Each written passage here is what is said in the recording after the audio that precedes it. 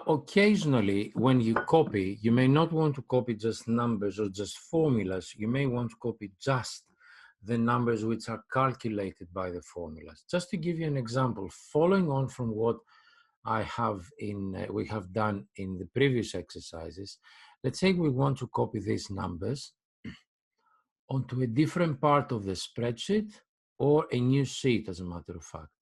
Now, first of all, let me add a new sheet. So that's sheet 4. I'm going to make the viewing ratio a little bit larger as well. So let's say we want to copy all of this row, the operating expenses. So of course you highlight it and then you copy. And then we go to sheet 4, and let's say we want to go to the third row and we want to paste it. So when we paste, if you simply click paste, then it will highlight and paste everything. So if I click paste, what I get is zeros. Why do I get zeros? Because if you look at the formula which has been copied here, it is B1 times B8. So it has copied the formula from 2 cells above, which is what was in the original sheet, plus that fixed cell address of B8.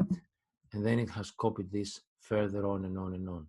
So if we simply want to use the numbers from our calculation, there's no point in copying the entire formula. So I'm going to highlight this and delete it. And then we're going to go back to sheet 3. So once again, you need to copy, but this time we're going to paste something else. So paste. And you see, if you look at the various choices, you can paste formulas only, which in some cases might be useful, especially if you do not want to copy things like formatting, because that's the other thing which is copied, right? You can paste formulas and number formatting. You can keep the source formatting. You can eliminate the borders. You can keep the column width, so you have lots and lots. You can do transpose. So all of these things may be useful options. We're going to use transpose in a minute, but the one we want is values. So if you click on paste values, right, what you do get now is simply the number, the result of the calculation. Of course, if your original calculation changes, then these numbers will remain the same. So they will not reflect it because they are not linked. Okay, but in many cases, all you need to do is copy just the numbers. Now, if say you wanted the numbers to be copied but be in a column rather than a row, go back to sheet 3. This is already copied, but I say copy once again. Go to sheet 4. And let's say we want to put it here in column A, starting from cell A5. You can say paste. And then what you would do would be transpose. Now, the problem with doing this, it will copy the formulas and transpose them. So the transpose is correct, but the formulas are not going to work for us. What we want to do is actually combine both. Paste the value and at the same time transpose the values as well. So if we want this combination, you need to click on paste special. And this opens up a little window, and then you can have a number of different choices here. So what I would say is paste values and also transpose. There are other choices as well. So you can have an operation, you can skip blanks and so on and so forth. So all I'm doing here is paste values and transpose. Click OK. And here we are, the same data, this time arranged in a column.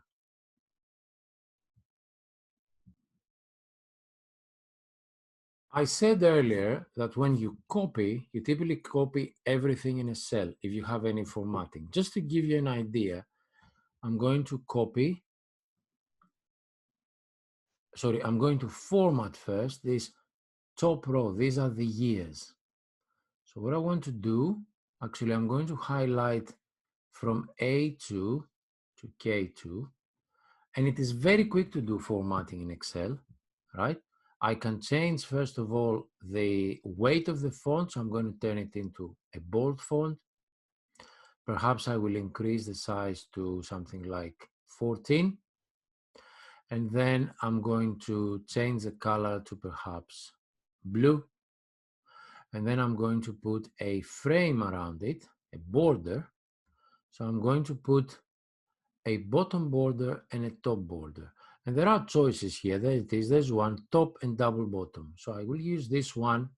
And then if I click away, you will see this first row that has my years, has a top thin border, a double border at the bottom, a bigger font, bold, and in colors. If I were to copy this entire row, okay, so I copy, and then I want to paste it down here because I want to start another calculation that uses the same year. So if you paste, it pastes everything. So as you will see here, all the formatting, everything has been pasted. If I go here, you can see it gives you the choice to paste some other things. So you can select this from here, or you can select it again from up here. But let's say that I don't want to have the formatting. All I want to do is I want to paste the values. You see, all we have now is values.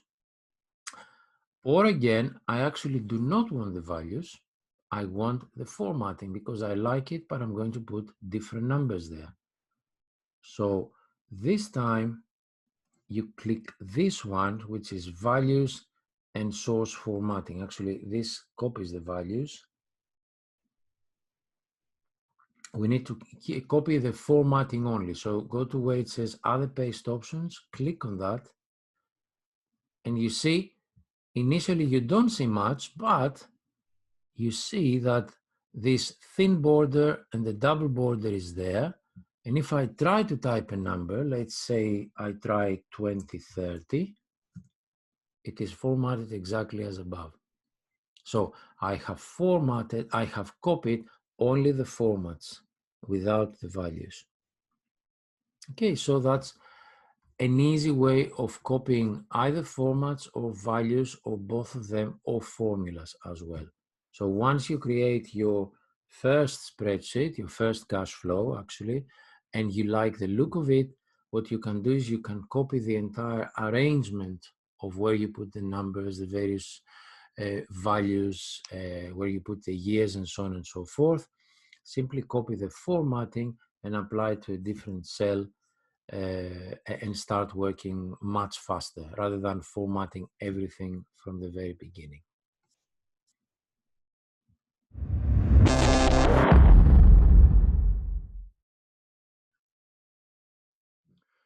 Now, a few other useful tips. We saw how to fix the cell address, so you can use the same cell in multiple calculations by using the dollar signs.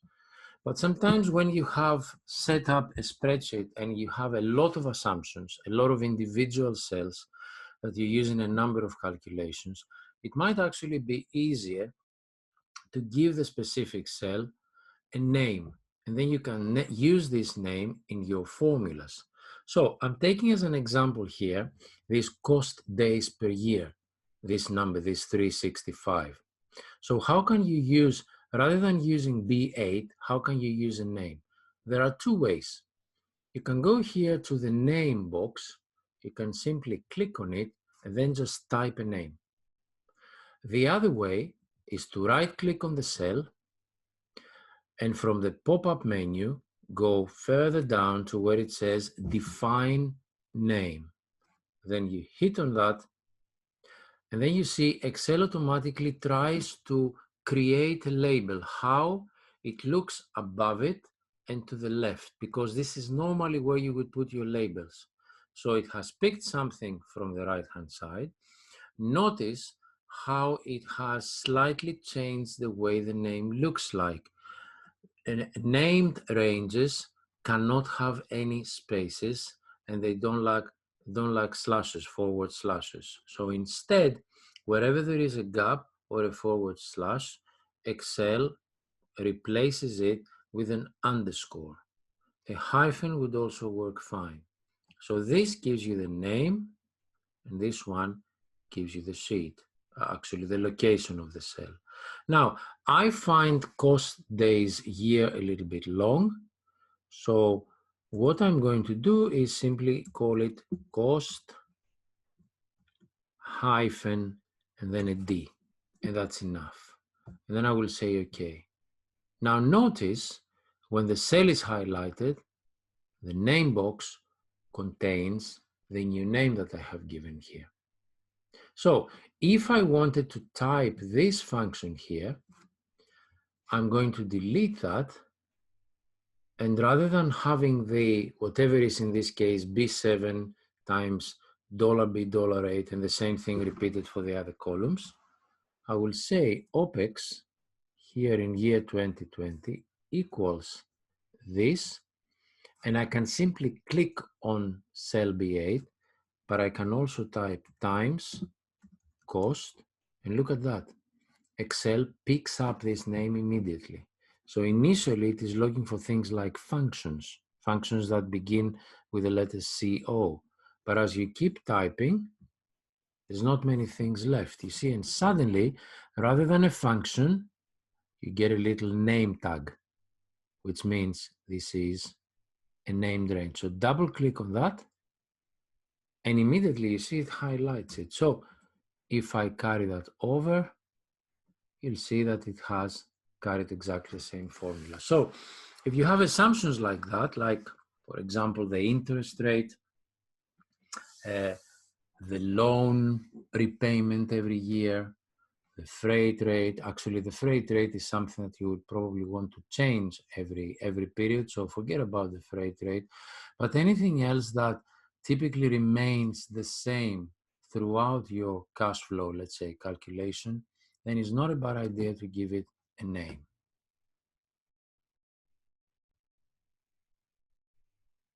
Quite frequently, you build your initial spreadsheet and then you realize that you actually want to add more things and you need to insert columns or rows and sometimes individual cells. Now, inserting columns and rows is quite straightforward. Let's say I would like to insert an additional column before column B, i.e. between column A and column B.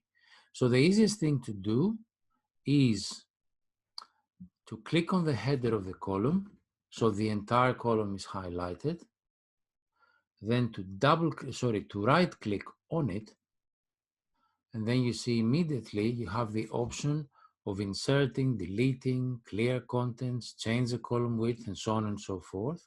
So in this case, we want to insert. So Excel will automatically insert a column to the left-hand side of the column you have selected, and it will format it in the same way as the previous column. So you remember A was right next to what is now C, and the new column B has been inserted with the formatting attributes of column A. So here, for example, if I wanted to write 2019, because I decided to put an additional year, it is formatted in the same way. It doesn't insert all the formulas, so you have to go back and copy these formulas, but it does insert the formats and also the width of the column. In the same way, if you wanted to insert a row, just click on the row header, right click, and then insert. In the same way, you can also delete it. Okay, so I could click delete here, and you see what happens? My formulas, my functions rather, are destroyed because what was connected there has disappeared. So it gives me the error term ref, the error code ref, which means I've lost the reference. Now, to get everything back as it was before, I can simply undo. Undo is easy. You can either go right here to the top in the quick access toolbar, and this is undo delete. If you don't have the shortcut, you already see how this can be done manually using your keyboard. It's Control and Z, or in the case of Mac users, it's Command and Z. So I've undone it and I have put it back again. Now, if you wanted to insert more than one columns or rows, simply highlight the equivalent number of either of them. So if I wanted to insert two rows above row 5, I click and then hold your mouse button or your touchpad and then highlight the next rows.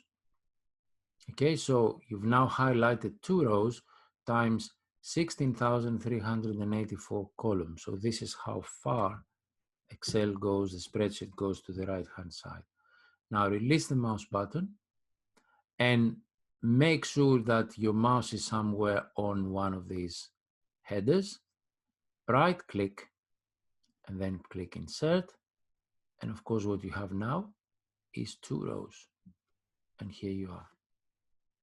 In the same way, if you want to delete more than one rows, highlight the ones you want to delete, right-click and hit delete. Now, if for whatever reason you wanted to insert just one cell, let's hit at this 365. And I want to insert something to the left of it. I want to move the entire thing to the right. If you right-click on the specific cell now, not the entire row or column, if you hit insert, you now get a choice. So you can, at this point, insert an entire row or column. So this is another way of inserting either of them. Or you may want to insert something above it, in which case you shift all the cells down. Or you want to insert something to the left of it, in which case you shift the cells right. So if I click shift cells to the right and click OK, you'll see now that my cell has moved one to the right. So this cell here, what is now C8, has been inserted. Now also notice, as my 365 has moved now and it is in a new cell, cell D8, you remember it used to be B8, B for Bravo. But I have already inserted a column, so the B became C, and then I shifted the cell, so the C became D for Delta. But you will see that the name of my range, which means the name of that specific cell, has remained the same, has followed the cell around.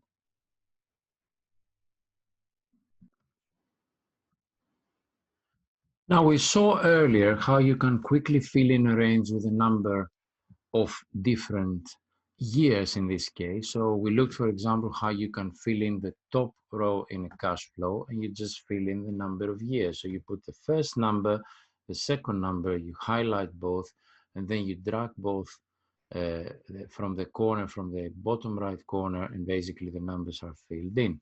So sometimes this will be sufficient. As a matter of fact, you can use the same technique to fill in things like dates. And to show you an example, I'm switching first of all to the tab called crude oil. Here you will see these are data which I have downloaded from DataStream. You will notice one thing, that you have in the first column dates. And it starts from the 31st of December, then it goes to the 3rd of January, 4th of January, and so forth. So if, for example, you wanted to fill in dates, and let's say I simply want to say I will start from the 3rd of January, you can omit the zeros if you don't want, of 2000. So you see Excel automatically picks up that this is a date and it formats it accordingly. We're going to look at dates in the next tutorial because you can do lots of very interesting things with them. And then let's put the next day, which is the 4th of January 2000. Now, if you highlight both dates and then simply fill that in, you'll see straight away these little numbers keep changing. So I go down to a few days down here. Notice now this. It goes from the 3rd to the 4th to the 5th to the 6th to the 7th and so forth. And then it goes to the 8th and the 9th. And if we look at the series we have here, it goes from the 7th to the 10th and the 11th. This is because the 8th and the 9th are a weekend. so you don't have any price data over the weekend. So what happens if you want to fill the range with dates which are only weekdays? So if we want to replicate these dates here, I will go to another column, column H, and then I will omit the 31st of December, but start from the 3rd. So I put here the 3rd of the 1st, 2000. And then what I will do is highlight this range here, right, without typing any other numbers. And then make sure you're in the Home tab. Then you move on to Fill, and then you need to click Series. And here you have a number of things you can do. You choose where to put the series, whether it's in a row or in columns. Here we want a column. You can put a linear or a growth series or an autofill, but in this case we want a date series. And then the date unit is highlighted. So you can put day, but also you can put month here or weekday. So in this case, I say weekday, and then I click OK. And then you see the dates that I get go from the 3rd to the 4th, 5th, 6th, 7th, and then the 10th. So what we get is a replication of the dates here, which are all weekdays. So this is going to come very handy because typically you deal with market data and you have missing dates. You have all the weekends missing, and in some cases you also have public holidays. Now this you cannot really control in Excel, whereas from a database like Icon or DataStream, this is automatically controlled by the database itself, so it doesn't give you any public holidays mostly.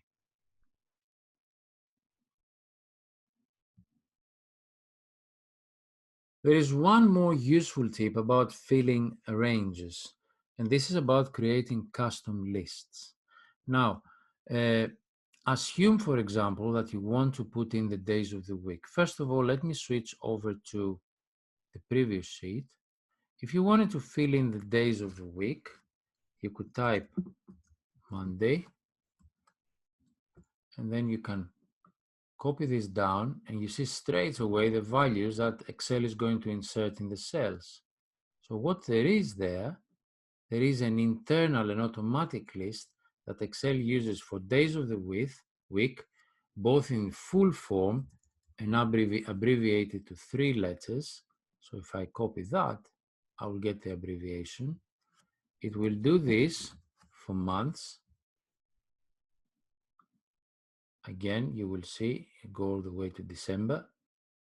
And months are also abbreviated to 3 letters, and it will do that. So how does Excel do that? Well, it has something called built-in custom list. So this sequence of text, which is effectively what it is built in Excel, but you can create your own. Okay, so you can create it in 2 ways, either by using an existing range of text and then importing it as a custom list, or simply manually create a custom list like that. So in this case, what I'm going to do is, let's say that I really like this arrangement of my cash flow, and all the new cash flows that I'm going to create are going to have the same basic list of labels. I'm actually going to delete that empty row here. So I will have everything next to each other, because that's how Excel will do this, by removing any gaps here. So let's say, as I said, that I like this particular order of labels, so I highlight them. You don't need to copy them or anything else, just highlight them. Now what you need to do is remember this sequence.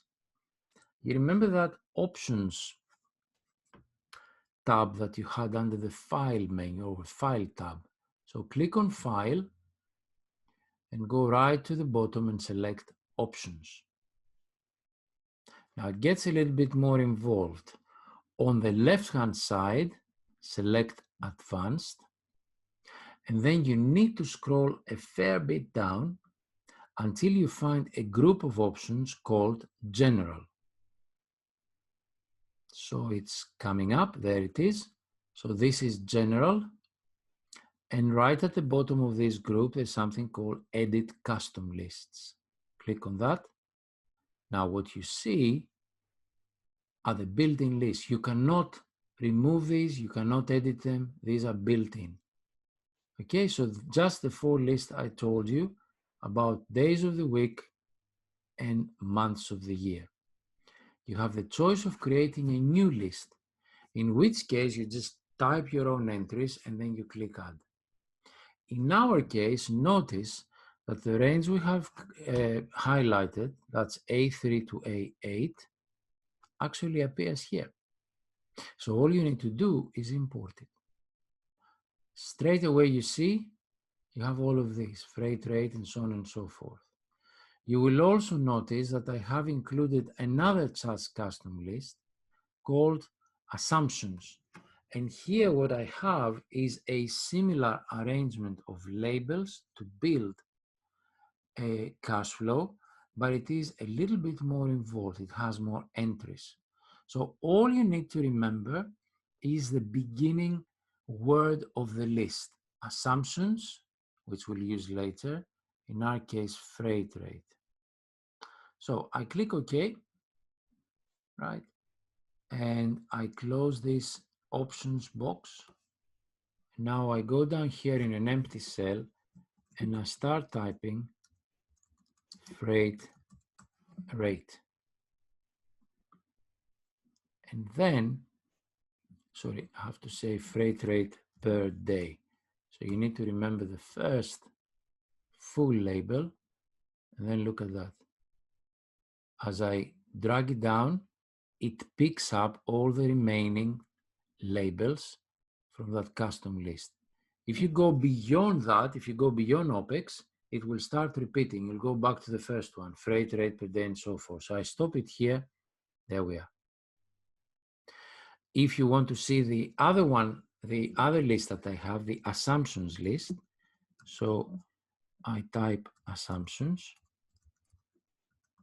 Now this time I need to move my spreadsheet a little bit further down so you can see all the various labels.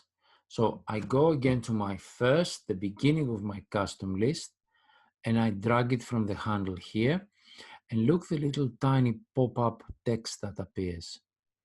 That's the next label and the one after that. And I keep going down until I hit assumptions once again. There it is, assumptions. So I stop here. That's all. And then I automatically stretch the column to auto-fit. And that's the fastest possible way to build cash flow after cash flow after cash flow, assuming that these are pretty much the labels that you're going to use. So you see it's a more involved version where you have the 1 year time charter equivalent rate, which is the typical thing that you use in an annual cash flow, operating days per annum, operating cost per day, cost days per annum, have something else called inflation, which you're going to do, you know already of inflation, I presume, but you will also do it in more detail when you look at the principles of finance.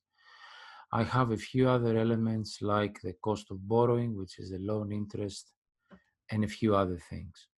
So this is a very quick way of creating your own custom lists and pasting them in Excel so you can get up and running with your cash flows or any other spreadsheet calculations you want to design.